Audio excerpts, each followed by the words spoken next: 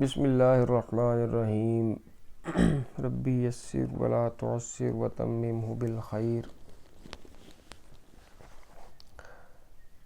پیارے بچوں، امید ہے آپ سب خیریت سے ہوں گے۔ ہمارا جو آج کا کام ہے اردو کا چیپٹر نمبر 16 آپ نے یاد کرنا ہے، ریوائز کرنا ہے۔ ریویژن ڈیز چل رہے ہیں، ہمارا سلیبس کمپلیٹ ہو چکا ہے۔ اب ہم کتاب کو ریوائز کر رہے ہیں اور انشاءاللہ پیپر آنے تک ہم نے ایک دفعہ ریوائز کر لینی ہے۔ فائنلز کے بعد سے پہلے ہم ایک دو دفعہ مزید اس کو ریوائز کر لیں گے تو ہماری کتاب بہترین طور پہ تیار ہو جائے گی۔ چیپٹر نمبر 16 ہم نے آج دیکھنا ہے کہ خواتین کا احترام اور مقام۔ تو اس سے پہلے کہ ہم اس کو دیکھیں، ہم پہلے اپنا کل کا جو سبق تھا اس کو ذرا دیکھ لیتے ہیں کہ ہم نے اس میں کیا پڑھا تھا، کیا آپ نے یاد کرنا تھا۔ یہ ساری چیزیں ہم اس میں دیکھ لیں ایک دفعہ، پھر ہم آئیں گے اس چیپٹر پہ۔ چیپٹر نمبر 17 ہم نے اس میں پڑھا تھا کرپشن کے بارے میں کہ کرپشن کس بلا کا نام ہے۔ کرپشن دیکھیں، بدعنوانی جسے کہتے ہیں، رشوت، جھوٹ، ناپ تول میں کمی، ٹھیک ہے، وعدہ خلافی، یہ ساری چیزیں کرپشن ہی ہیں، ٹھیک ہے۔ تو یہ چیزیں ان سے نکال دیں کہ کرپشن صرف وہی ہے جو پیسوں سے ہوتی ہے، یا کرپشن وہی لوگ کر سکتے ہیں جو حکومت میں۔ کرپشن ہر کوئی کر سکتا ہے، ٹھیک ہے، تو اس کے لیے حکومت میں ہونا ضروری نہیں ہے۔ کرپشن سے ہمیں بچنا چاہیے، یہ گھر کے گھر، معاشرے، ملک، قوم کو تباہ کر دیتی ہے۔ یہی چیز ہمیں اس سبق میں بتائی گئی ہے، ٹھیک ہے۔ تو اس سبق میں ہمارے جو سوال تھے اس کو ذرا ہم دیکھتے ہیں کہ اس میں وہ کیا تھے۔ جی، اس میں مطلب کرپشن سے کیا مراد ہے، شفافیت کسے کہتے ہیں، ٹھیک ہے، کرپشن کی کوئی 3 صورتیں بتائیں۔ یہ ساری چیزیں ہم نے اس میں پڑھی تھیں۔ کرپشن ختم کرنے کا کوئی طریقہ ہے تو وہ بھی بتائیں، ٹھیک ہے۔ ہم نے 2-3 طریقے پڑھے تھے۔ ایک تو ہے یہ تھا نا کہ کرپشن پہ قابو پانے کے لیے حکومت جو ہے وہ سزا و جزا کا طریقہ اختیار کرے، سزا دے جو بھی وہ چاہے۔ دوسرا طریقہ کیا تھا، ڈیجیٹلائزیشن مطلب ایک آن لائن پورٹل بنا دیا جاتا ہے جس میں درخواست کرنے والا اور درخواست جس کو کی جاتی ہے دونوں ایک دوسرے کو نہیں جانتے ہوتے، تو اس میں کوشش یہی ہوتی ہے کہ دونوں ایک دوسرے کو نہ ہی جانے تاکہ کرپشن سے بچا جا سکے۔ تیسرا طریقہ یہ تھا کہ تعلیم و تربیت اچھی کی جائے، تو یہ سب سے بہترین طریقہ ہے کہ اگر ہم بچوں کی تربیت ابھی سے شروع کر دیں کہ بیٹا کرپشن نہیں کرنی، تو یہ بڑا مؤثر ثابت ہو سکتا ہے، ٹھیک ہے۔ ایم سی کیوز تھے ہمارے کویشچن نمبر 3 میں۔ ایم سی کیوز چونکہ سبق میں سے ہی ہیں، شارٹ کویشچن بھی سبق میں سے ہیں، لانگ کویشچنز بھی وہی سبق کے اندر سے ہی ہیں، تو ان کو حل کرنے کا بہتر طریقہ یہی ہے کہ آپ سبق کو 2-3 دفعہ پڑھیں، ٹھیک ہے۔ تو تھوڑی سی محنت کرنے کی عادت ڈالیں۔ اب دنیا میں محنت کے بغیر کوئی چارہ نہیں ہے۔ نیکسٹ کویشچن نمبر 4 میں ہم نے ایک مضمون لکھنا تھا،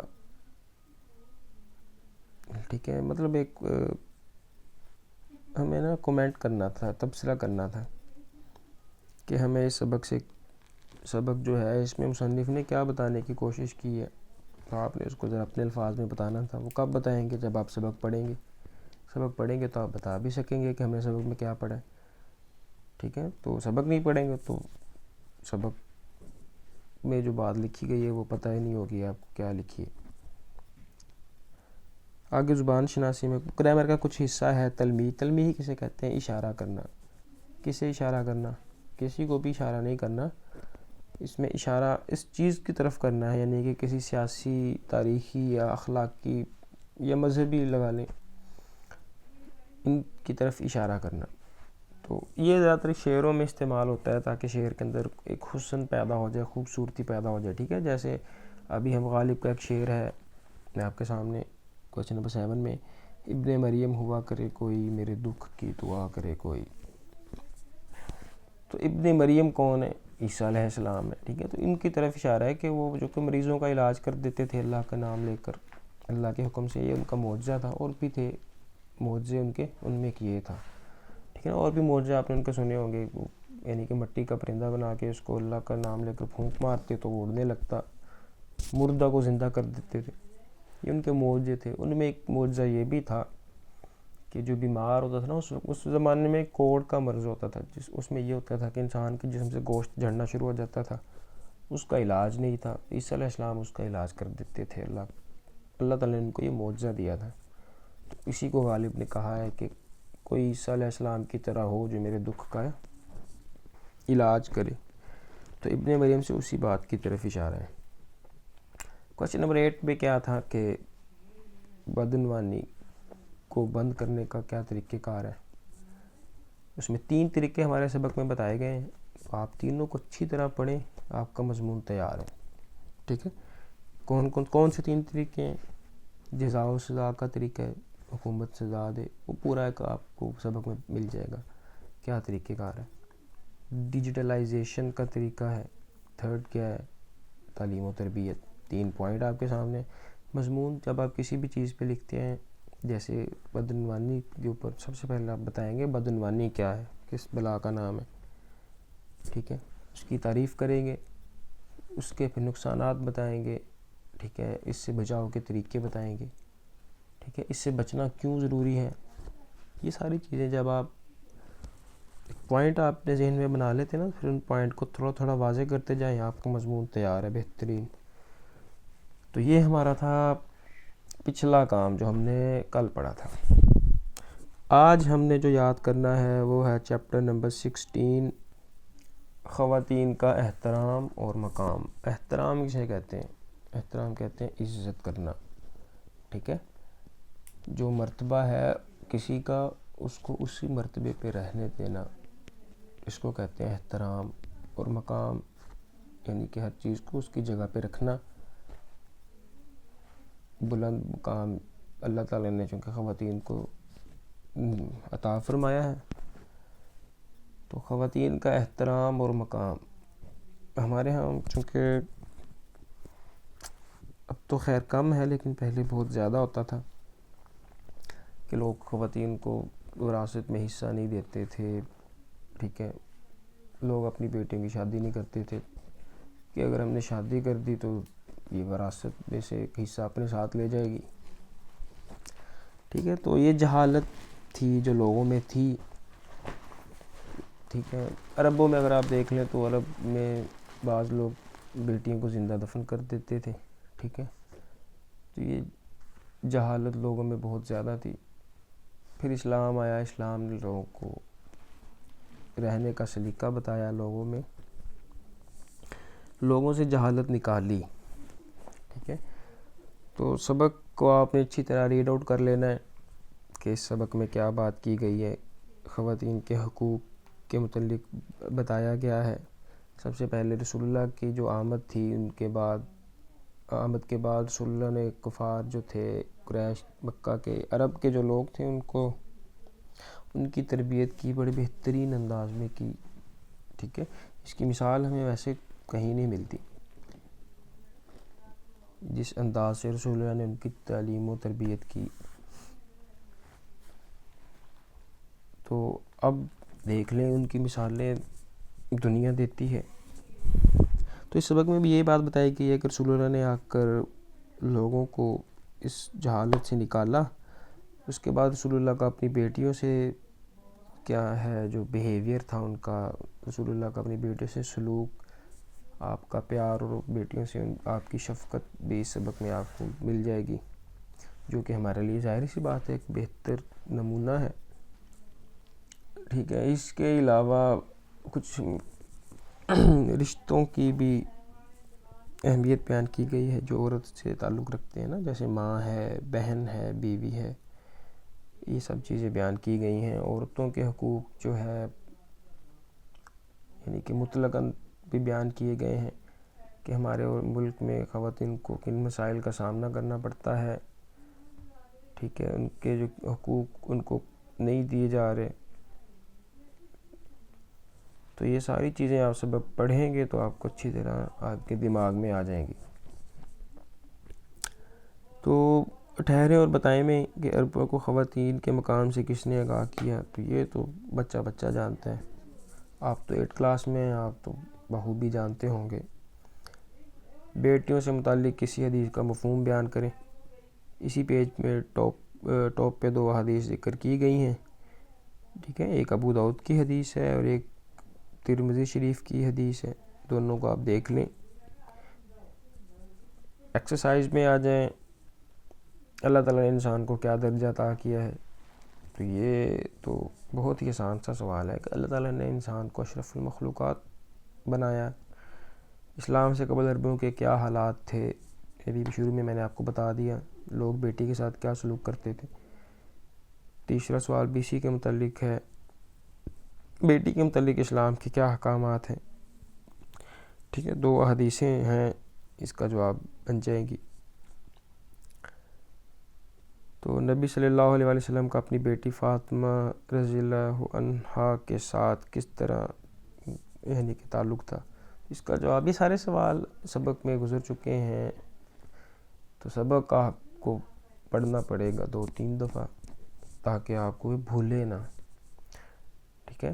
تو آپ کو پھر یہ اچھی طرح یاد ہو جائیں گے اور میرا نہیں خیال کبھی بھولیں گے بھی. کوشچن نمبر 2 میں لانگ کوشچنز ہیں کہ احادیث کی مدد سے بتائیے کہ اسلام نے بیٹی اور ماں کو کیا مقام عطا کیا ہے. ماں کے بارے میں آپ نے اچھی طرح یہ حدیث سن رکھی ہوگی کہ اللہ نے ماں کے قدموں تلے جنت بنائی ہے, ٹھیک ہے. بیٹی کے بارے میں بھی آپ نے ابھی سبق کے اندر 2 حدیثیں پڑھ لی ہیں کہ رسول اللہ صلی اللہ علیہ وسلم نے فرمایا جس کسی کی لڑکی ہو پھر وہ اسے زندہ درگور نہ کرے, نہ اس کی توہین کرے اور نہ لڑکے کو اس پر ترجیح دے, اللہ تعالیٰ اسے جنت میں داخل کر دیں گے. اسی طرح ایک اور حدیث میں ہے کہ آپ نے 2 انگلیاں جوڑ کر فرمایا کہ جس نے 2 بیٹوں کی پرورش کی وہ اور میں ایک ساتھ ان 2 انگلیوں کی طرح جنت میں داخل ہوں گے, ٹھیک ہے. تو یہ ساری جو چیزیں ہیں یہ اسلام نے ہمیں بتائی ہیں ماں کے متعلق. ماں کے کیا حقوق ہیں, بیٹی کے کیا حقوق ہیں. کوشچن نمبر 2 میں ہے کہ پاکستان میں عورتوں کے ساتھ کیا امتیازی سلوک روا رکھا جاتا ہے, یعنی کہ پاکستان میں خواتین کے ساتھ کیسا سلوک رکھا جاتا ہے. تو اس کا جواب بھی آپ کو سبق میں مل جائے گا. ویسے بھی آپ چونکہ پاکستان میں رہتے ہیں تو آپ کو اندازہ ہوگا. جب ہم اپنے ارد گرد کے ماحول کو دیکھتے ہیں تو چیزیں ہمارے سامنے آ جاتی ہیں, بالکل روشنی کی طرح واضح ہو جاتی ہیں. تو ہمیں اپنے ماحول کے ارد گرد کا بھی پتہ ہے, ہم اس کے علاوہ خبریں بھی سنتے ہیں. تو یہ ساری چیزیں میرا نہیں خیال کہ کسی سے ڈھکی چھپی ہیں کہ کسی کو پتہ نہ ہو کہ پاکستان میں عورتوں کے ساتھ کیسا سلوک رکھا جاتا ہے, ٹھیک ہے. باقی سبق بھی آپ پڑھ لیں تو آپ کو سبق میں بھی یہ باتیں مل جائیں گی, ٹھیک ہے. یہ کتاب کوئی بہت پرانی نہیں ہے کہ اگر آپ کہیں کہ اس وقت تو حالات اور تھے اب حالات اور ہیں. یہ کتاب تھوڑی ہی پرانی ہے. تو پاکستان میں اتنی جلدی حالات نہیں بدلتے, اس لیے آپ بے فکر ہو کے سبق کو 2-3 دفعہ پڑھیں. Question number 3 M C Qs میں یہ بار کہتا ہوں کہ ایکسرسائز میں جتنی بھی چیزیں ہیں وہ سبق کے اندر سے آتی ہیں. آپ سبق کو 2-3 دفعہ اچھے طریقے سے پڑھ لیں, غور سے سمجھ کے. میرا نہیں خیال کہ آپ کو کوئی مشکل پیش آنے والی ہے, ٹھیک ہے. تو نیکسٹ کوشچن نمبر جو 3 ہے ہمارا ایم سی کیوز, آپ سبق پڑھیں اچھی طرح, آپ کو اندازہ ہو جائے گا کہ کیسے کرنا ہے. کوشچن نمبر 4 بھی وہی ہے. Question number 4 question number 3 M C Qs fill in the blanks. ان میں فرق یہی ہوتا ہے کہ فل ان دا بلینکس میں آپشن نہیں دیے جاتے, ایم سی کیوز میں آپشن دے دیے جاتے ہیں.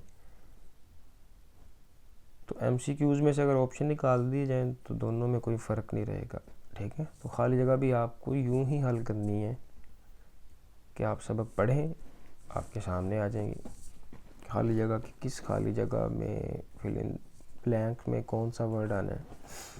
کوشچن نمبر 5 جملے بنانے ہیں. ٹھیک ہے. تو جملے کیسے بنیں گے؟ جب سے ہم اسکول میں داخل ہوئے ہیں ہم جملے بناتے آ رہے ہیں. اب 8 کلاس میں ہیں اب بھی جملے بنا رہے ہیں. ٹھیک ہے. تو جملے بنانے کا کیا طریقہ ہے؟ جو ورڈ آپ کو دیا گیا ہے آپ نے اس کو جملے میں استعمال کرنا ہے. سمپل ہے. کویسچن نمبر 6 میں کیا کرنا ہے؟ مترادف آپ نے بنانے ہیں. مترادف کسے کہتے ہیں؟ ایک الفاظ ہوتا ہے اس کا جو معنی وہ مترادف کہلاتا ہے، یا اسی الفاظ کا معنی رکھنے والا کوئی دوسرا لفظ. ٹھیک ہے نا. جیسے گاؤں یا دیہات دونوں کا ایک ہی مطلب ہے. غریب، مفلس، قرض، ادھار، دانا، عقل مند، رحم دل، مہربان، یہ سارے وہ لفظ ہیں جن کا معنی ایک ہی بنتا ہے تقریباً. ٹھیک ہے. کویسچن نمبر 7 میں کیا ہے؟ تلازمات. تلازمات بھی کہتے ہیں ان کو، متلازم بھی کہتے ہیں. مطلب ایسے الفاظ جن کو آپ سنتے ہیں تو ان سے ملے جلی چیزیں آپ کے ذہن میں آ جاتی ہیں. جیسے ایک بستہ ہے، بستے کا ورڈ سنتے ہی آپ کے ذہن میں کاپی، پینسل، کتاب، شارپنر، یہ ساری چیزیں آ جاتی ہیں. اسکول ہے، اسکول کا لفظ سنتے ہیں تو آپ کے ذہن میں پرنسپل سے لے کر نیچے تک جہاں یعنی کہ استاد ہیں، ٹیچر استاد ایک ہی بات ہے، اسٹوڈنٹس ہیں. ٹھیک ہے. گارڈ ہے، کلاس روم، بینچز. ٹھیک ہے. اور بھی چیزیں ہیں جو اس میں ساری آ جاتی ہیں نا. کافی زیادہ چیزیں ہیں اس میں آ جاتی ہیں. تو اس طرح آپ نے یہ بنانے ہیں. کویسچن نمبر 8 میں مذکر مؤنث بنانے ہیں. میرا نہیں خیال اب آپ کو یہ بھی بتانا پڑے گا کہ مذکر مؤنث کسے کہتے ہیں. تو خواتین، قابل، حکومت، حقوق، فرائض، تصویر. بعض اوقات کنفیوژن ہو جاتی ہے ہمیں یہ مذکر ہے یا مؤنث. اس کا طریقہ بہتر یہ ہوتا ہے کہ آپ اس کو جملہ بنا کے دیکھ لیں. ٹھیک ہے. جیسے حقوق ہے، اب حقوق مذکر ہے یا مؤنث ہمیں کنفیوژن ہوگی ہے، اس کو جملے میں استعمال کر لیں. ٹھیک ہے. اسلام نے خواتین کے حقوق پورے کرنے کا حکم دیا ہے. ٹھیک ہے. خواتین کے حقوق. تو اسی طرح فرائض ہے. تو ان الفاظ کو جب آپ جملوں میں استعمال کریں گے نا تو آپ کو آئیڈیا ہو جائے گا یہ مذکر ہے یا مؤنث ہے.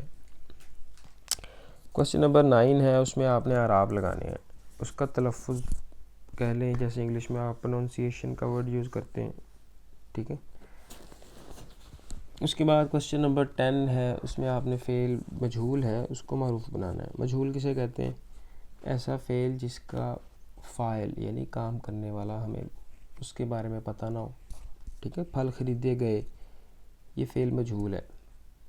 معروف کب بنے گا؟ جب ہمیں پتہ چلے گا کہ پھل کس نے خریدے. ٹھیک ہے. ہمارے سامنے فاعل آ گیا نا، جس نے خریدے. خریدنا ایک کام ہے نا. اسی طرح گھر بنانا بھی ایک کام ہے. تو گھر بنایا گیا، کس نے بنایا؟ وہ جس نے بنایا ہے وہ فاعل ہے. تو آپ کو ایک فرضی طور پہ اس میں فاعل لانا ہے ان سب میں. ٹھیک ہے. پھل خریدے گئے، علی نے پھل خریدے، علی نے گھر بنایا، علی نے میچ کھیلا. تو آپ نے ان میں فاعل لے آئیں گے تو آپ کو آئیڈیا ہو جائے گا، پتہ چل جائے گا کہ یہ فعل معروف بن جائے گا. ٹھیک ہے. اس کے بعد فعل لازم ہے. فعل متعدی کی تعریف ہے. فعل لازم کسے کہتے ہیں؟ ایسا فعل جو اپنے فاعل کے ساتھ جڑا ہوا ہے، یعنی کہ صرف فاعل ذکر کریں تو اس کا معنی ہمیں سمجھ میں آ جاتا ہے. فعل متعدی میں ہمیں فاعل کے ساتھ ساتھ مفعول کی ضرورت بھی پڑتی ہے. ٹھیک ہے. مفعول کسے کہتے ہیں؟ جس پر کام ہوا ہے. انگلش میں آپ اس کو آبجیکٹ کہتے ہیں اور اردو میں اس کو مفعول کہہ دیتے ہیں. ٹھیک ہے. تو ایسا فعل لازم جو اپنے فاعل پہ بات سمجھا دے. ٹھیک ہے. جیسے علی آیا، اب یہاں مثال دی ہوئی ہے خالد آیا، تو اس سے بات ہمیں سمجھ میں آ گئی کہ ٹھیک ہے خالد آیا، بات کلیئر ہو گئی. فعل متعدی میں ہمیں مفعول کی ضرورت پڑتی ہے. مفعول ذکر نہیں کریں گے تو بات پوری نہیں ہوگی. جیسے علی نے بنائی، اب علی نے کیا بنائی؟ جیسے یہاں مثال میں لکھا ہوا ہے جاوید نے کھائی. کیا کھائی؟ روٹی کھائی. یا عابد نے بنائی. تو جب تک ہم جو چیز اس نے بنائی ہے اس کو ذکر نہیں کریں گے بات کلیئر نہیں ہوگی. تو بات کلیئر اگر کرنی ہے تو ہمیں مفعول لانا پڑے گا، نہیں تو بات کلیئر نہیں ہوگی. کویسچن نمبر 11، مردوں اور عورتوں کے حقوق و فرائض پر مفصل مضمون تحریر کریں. تو مضمون اگر تحریر کرنا ہے تو آپ کو سبق پڑھنا پڑے گا اچھی طریقے سے، آپ کا مضمون تیار ہو جائے گا، ٹھیک ہے۔ مردوں اور عورتوں میں آپ اس کو کیٹاگرائز کر لیں، یعنی کہ رشتے بنا لیں۔ مردوں میں والدین میں والد کے حقوق آ جائیں گے، بھائی کے، شوہر کے، ٹھیک ہے۔ اسی طرح عورتوں میں کیٹاگرائز کر لیں، عورت میں ماں کے حقوق آ جائیں گے، بہن کے، بیوی کے، بیٹی کے۔ تو اس طرح آپ کا مضمون حل ہو جائے گا۔